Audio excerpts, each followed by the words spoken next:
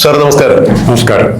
ഇന്നത്തെ മാതൃഭൂമി പത്രത്തിന്റെ മുൻ വശത്തുള്ള, അതായത് മുഖപത്രം തന്നെ ഇത് ജനങ്ങളെ കളിയാക്കുന്നതിന് തുല്യമായി എന്ന് കാണിച്ചുകൊണ്ട് തന്നെയാണ് ഒരു കഴുതയുടെ പടമൊക്കെ കാണിച്ച് ജനവിധിയല്ല ഇത് തലവിധിയാണ് എന്നാണ് ഹെഡിങ്. ഇങ്ങനെ വോട്ട് ചെയ്ത് അധികാരത്തിലേറ്റിയ ജനങ്ങളെ ഇതുപോലെ പരിഹസിക്കരുത്, ജനങ്ങൾ കഴുതകളല്ല എന്ന് തന്നെയുള്ള വ്യംഗ്യാർത്ഥത്തോടു കൂടി തന്നെയാണ് കഴുതയുടെ പടമൊക്കെ കൊടുത്തിരിക്കുന്നത്. തെരഞ്ഞെടുപ്പ് കഴിഞ്ഞു, ഫലപ്രഖ്യാപനം വന്നു.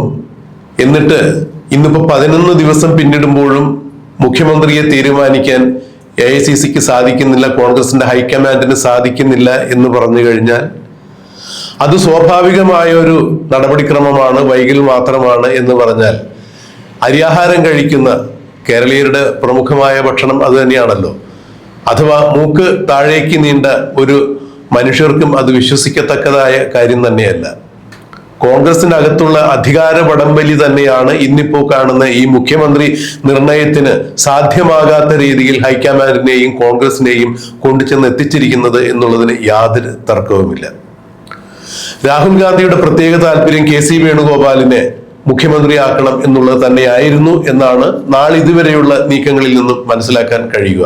അല്ല എന്നുണ്ടെങ്കിൽ നിലവിലെ MP-മാർ മത്സരിക്കേണ്ട എന്നൊരു നിയമം കോൺഗ്രസിനകത്തുണ്ടായിരിക്കെ മറ്റെന്ത് അടിയന്തര സാഹചര്യത്തിലാണ് MP ആയിരിക്കുന്ന വേണുഗോപാലിനെ കേരളത്തിൽ മുഖ്യമന്ത്രി ആക്കണം എന്നുള്ള ഒരു പിടിവാശി അല്ലെങ്കിൽ MLA-മാരുടെ ഭാഗത്തു നിന്നും അങ്ങനെ ഒരു ആവശ്യം ഉയർന്നു വന്നപ്പോൾ ആ ക്ഷണം തന്നെ രാഹുൽ ഗാന്ധിക്ക് അത് വെട്ടാമായിരുന്നു. നിലവിൽ MP-മാരായ ആളുകൾ മത്സരിക്കേണ്ടതില്ല എന്നൊരു നിയമമുണ്ട്. അതുകൊണ്ട് തന്നെയാണ് K. സുധാകരൻ, അടൂർ പ്രകാശ് അടക്കമുള്ളവർക്ക് സീറ്റ് നിഷേധിച്ചത് എന്നുള്ളൊരു കാര്യം മാത്രം ഉയർത്തി കാണിച്ചുകൊണ്ട് KC വേണുഗോപാലിന്റെ ആ താല്പര്യത്തിന് കത്തിവെക്കാൻ രാഹുൽ ഗാന്ധിക്ക് അച്ചടക്കത്തിന്റെ വാളുകൊണ്ട് കഴിയുമായിരുന്നു. അത് രാഹുൽ ഗാന്ധി ചെയ്തില്ല. മാത്രമല്ല, എങ്ങനെയാണ് നിയമസഭാ തെരഞ്ഞെടുപ്പിൽ മത്സരിക്കാത്ത ഒരാൾക്ക് വേണ്ടി നിയമസഭാ കക്ഷി നേതാവായി മത്സരിക്കാത്ത ഒരാളെ തെരഞ്ഞെടുക്കുന്നതിന് വേണ്ടി MLA-മാരും കേരളത്തിൽ നിന്നുള്ള MP-മാരും എല്ലാം പിന്തുണ അറിയിക്കുക എന്നുള്ളതിൽ അസ്വാഭാവികമായ ഒരു നടപടിക്രമമുണ്ട് എന്ന് മനസ്സിലാക്കാൻ രാഹുൽ ഗാന്ധിക്ക് എന്തുകൊണ്ട് സാധിക്കാതെ പോയി?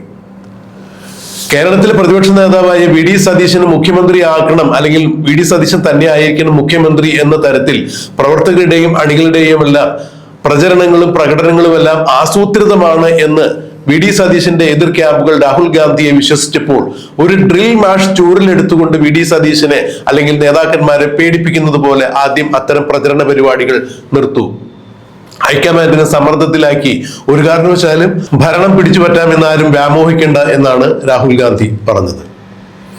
ഇന്നിപ്പോ അവസാനം അറിയുന്ന നീക്കങ്ങൾ പ്രകാരം VD സതീശന്റെ കോർട്ടിലേക്ക് പന്തെത്തുന്നതായാണ് മനസ്സിലാക്കാൻ കഴിഞ്ഞത്. കാരണം വർക്കിംഗ് പ്രസിഡന്റായ മുതിർന്ന നേതാവായ കേരളത്തിലെ മുൻ മുഖ്യമന്ത്രിയായ കേന്ദ്രമന്ത്രിയായ AK ആന്റണിയോട് രാഹുൽ ഗാന്ധി അവസാന നിമിഷം കൂടിയാലോചന നടത്തിയിരിക്കുന്നു. രാഹുൽ ഗാന്ധി VM സുധീരൻ എന്ന കേരളത്തിലെ മുതിർന്ന നേതാവുമായി കൂടിയാലോചന നടത്തി. അവിടെ VD സതീശൻ ബന്ധപ്പെട്ട ചില കാര്യങ്ങൾ VM സുധീരൻ രാഹുൽ ഗാന്ധിയെ ധരിപ്പിക്കുന്നു. അവിടെ മുതൽ വലിയ ടെസ്റ്റ് ഉണ്ടാകുന്നു. അങ്ങനെയാണ് അവസാന നിമിഷം പന്ത് VD സതീശന്റെ കോർട്ടിലേക്ക് എത്തുന്നു എന്നുള്ളൊരു ധാരണ വരുന്നത്. എന്താണ് സാറിന്റെ അഭിപ്രായം?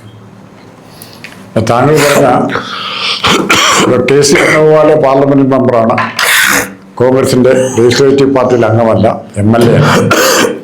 നാളെ അദ്ദേഹത്തിന് 6 മാസം കഴിഞ്ഞ് വേണമെങ്കിൽ തെരഞ്ഞെടുപ്പിലേക്ക് ജയിച്ചിട്ട് തെരഞ്ഞെടുപ്പിന്റെ ജയിക്കാമെന്നുള്ള വ്യവസ്ഥയിൽ അദ്ദേഹത്തിന് വേണം മുഖ്യമന്ത്രിയായിട്ട് സത്യപ്രതിജ്ഞ ചെയ്യാം.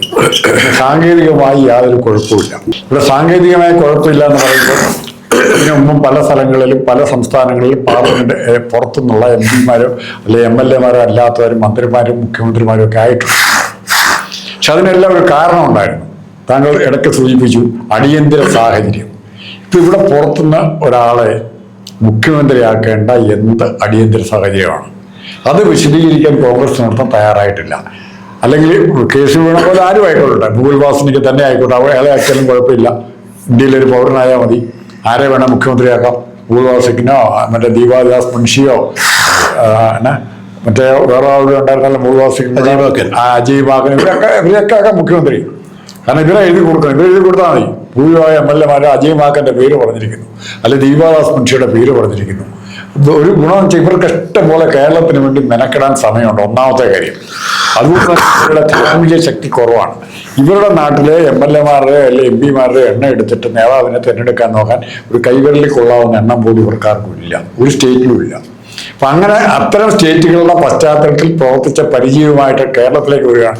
കേരളത്തിലെ ഒരു വാർഡ്, കോൺഗ്രസിന്റെ ഒരു വാർഡ് കമ്മിറ്റിയിലുള്ള ജനം, അല്ലെ ഒരു ബ്ലോക്ക് കമ്മിറ്റിയിലുള്ള ജനം പബ്ലിക് മീറ്റിംഗ് വിളിച്ചാൽ എത്ര സ്റ്റേറ്റിലുണ്ട്? ഇത് കോൺഗ്രസ്സുകാരുണ്ട്, ആളുകളായിരിക്കും, കോൺഗ്രസ്സുകാർ എത്രയുണ്ട്?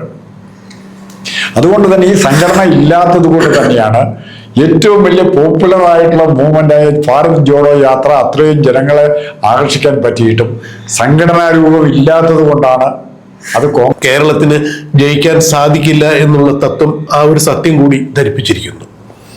ഇവിടെ ഏറ്റവും കൂടുതൽ കാണുന്നത് ഹൈക്കമാൻഡ് എന്ന് പറയുന്ന ലേബല്, ടാഗ് ലൈൻ വേണുഗോപാലിന്റെ ഒപ്പം ഇല്ലെങ്കിൽ, അല്ലെ രാഹുൽ ഗാന്ധിയുടെ വിശ്വസ്തൻ ആണ്, പ്രൈവറ്റ് സെക്രട്ടറിക്ക് തുല്യമായി പ്രവർത്തിക്കുന്ന ആളാണ് എന്നൊരു ടാഗ് ലൈൻ ഇല്ലെങ്കിൽ ഉറപ്പായിട്ടും വേണുഗോപാലിന്റെ പേര് പറയാനെങ്കിൽ എത്ര MLA-മാർ തയ്യാറാകുമായിരുന്നു? കൊള്ളാണം പോലും തയ്യാറായില്ല. ഈ ഹൈക്കമാൻഡ് ബന്ധമുണ്ട്, നാളെ നിങ്ങൾക്ക് കേന്ദ്രമന്ത്രിയാകാം, അല്ലെ പാർട്ടി ഭാരവാഹിയാകാം, അല്ലെ നാളെ വീണ്ടും നിങ്ങൾക്ക് MLA ആകാം, മന്ത്രിയാകാം. ഇങ്ങനെയുള്ള വാഗ്ദാനങ്ങളും പ്രലോഭനങ്ങളും കാട്ടിയാണ് ഈ MLA-മാരെ മുഴുവൻ. കൊള്ളാണ്ടൊക്കെ ഭയങ്കര വകുപ്പായിരിക്കും വേണുഗോപാൽ പറഞ്ഞിരിക്കുന്നത്, പ്രധാനപ്പെട്ട വകുപ്പുകൾ. അങ്ങനെ ആൾക്കാരെ സ്വാധീനിച്ച് ഉണ്ടാക്കിയ ഒരു സംവിധാനത്തിൽ ഈ ഹൈക്കമാൻഡ് ലേബൽ ഉപയോഗിക്കാൻ രാഹുൽ ഗാന്ധി അനുവദിച്ചപ്പോൾ, വേണുഗോപാൽ അനുവദിച്ചപ്പോൾ, സ്വന്തം ഇഷ്ടപ്രകാരം ഉപയോഗിക്കാൻ അനുവദിച്ചപ്പോൾ ഒന്നും ഓർക്കണമായിരുന്നു. അങ്ങനെ വേണുഗോപാലിലൂടെ സ്വാധീനം ചെലുത്തി തീരുമാനിക്കപ്പെട്ട കുറെ MLA-മാരെങ്കിലും വേണുഗോപാലിനോട് വിധേയത്വം കാണിക്കാൻ പറ്റും. പിന്നെ ഫണ്ട് കൊടുത്തു എന്ന് പറയുന്നു, ഗുരുതരമായ കാരണമുണ്ട് വേണുഗോപാലിൽ. ഈ MLA-മാർക്കെല്ലാം മത്സരിക്കാനുള്ള ഫണ്ടും വേണം, ആവശ്യത്തിന് മിച്ചം കാശ് സമ്പാദ്യം ഉണ്ടാക്കി കൊടുത്തത് വേണുഗോപാൽ എന്ന് എല്ലാ പത്രങ്ങളിലും വന്നു, പല മാധ്യമങ്ങളിലും വന്നു. ഇതുവരെ വേണുഗോപാലെ നിഷേധിച്ചിട്ടില്ല. ഈ പണം വേണുഗോപാൽ എവിടുന്ന് കിട്ടി? ഇത് വളരെ വലിയ, നാളെ ഇത് വലിയ ക്വസ്റ്റ്യനായിട്ട് ED-യുടെ മുമ്പിലേക്ക് വരികയാണ്. ഈ പണം MLA-മാർ രണ്ട് സംസ്ഥാനങ്ങളിൽ നിന്നാണ് പണം ഇങ്ങോട്ട് ഒഴുകി എന്നുള്ളതാണ് ഇതുവരെ നമുക്ക് കിട്ടുന്ന കൃത്യമായ കാര്യങ്ങൾ. തെലങ്കാനയും കർണാടകയും. അപ്പൊ ഈ അല്ല പണം ഒഴിയുന്നതല്ല, ഈ പണം എങ്ങനെ വേണുഗോപാൽ കൊടുത്തെന്ന് പറയാൻ വന്നിരിക്കുന്നത്. പണം ഒഴിയ പണമല്ല, കുടുംബത്തിന്റെ അടുത്ത് വേണ്ട, വേണുഗോപാലാണ് എല്ലാവരും സഹായിച്ചതെന്ന് പറയുമ്പോൾ ആരുടെ പണം? അല്ല, അതിന് കൃത്യമായൊരു അജണ്ട വേണുഗോപാൽ സെറ്റ് ചെയ്തിട്ടുണ്ട്. കേരളത്തിലെ മുഖ്യമന്ത്രിയാണെന്നുണ്ടെങ്കിൽ ഇപ്പൊ ചെലവഴിച്ചിരിക്കുന്ന 200-400 കോടി രൂപ എങ്ങനെയെങ്കിലും കണ്ടെത്തി കൊടുക്കാൻ പറ്റുമെന്ന് KC വേണുഗോപാലിനും അറിയാം.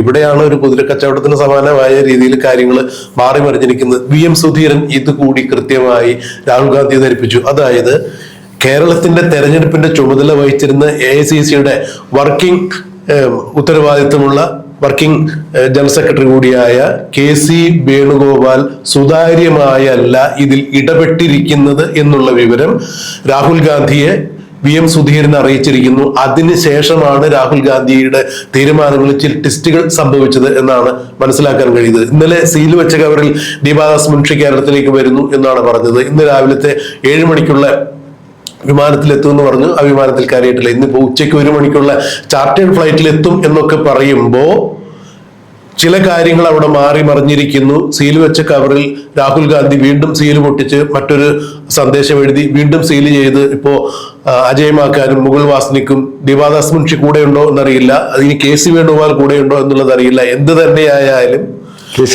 KC ഉണ്ടോ ഇല്ല എന്നുള്ളത് തീരുമാനമായിട്ടില്ല എന്നാണ് ഞാൻ അവസാനം മനസ്സിലാക്കുന്നത്. ഇനിയിപ്പോ ഞാൻ അത് നിഷേധിക്കുന്നില്ല.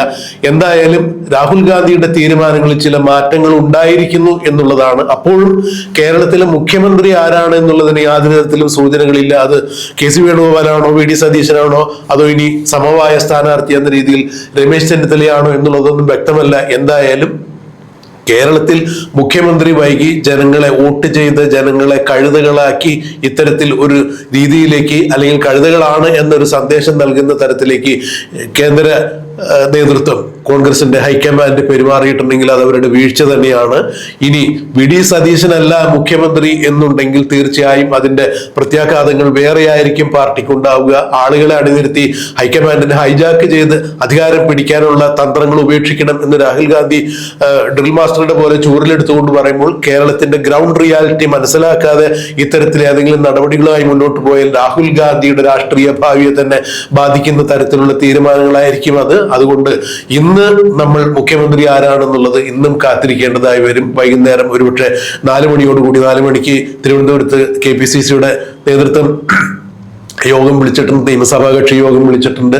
അതിലെങ്കിലും പ്രഖ്യാപനം ഉണ്ടാകും എന്ന് പ്രതീക്ഷിക്കാം. എന്തായിരിക്കും സംഭവിക്കുക എന്നുള്ളത് കാത്തിരിക്കുകയേ നിർവാഹമുള്ളൂ.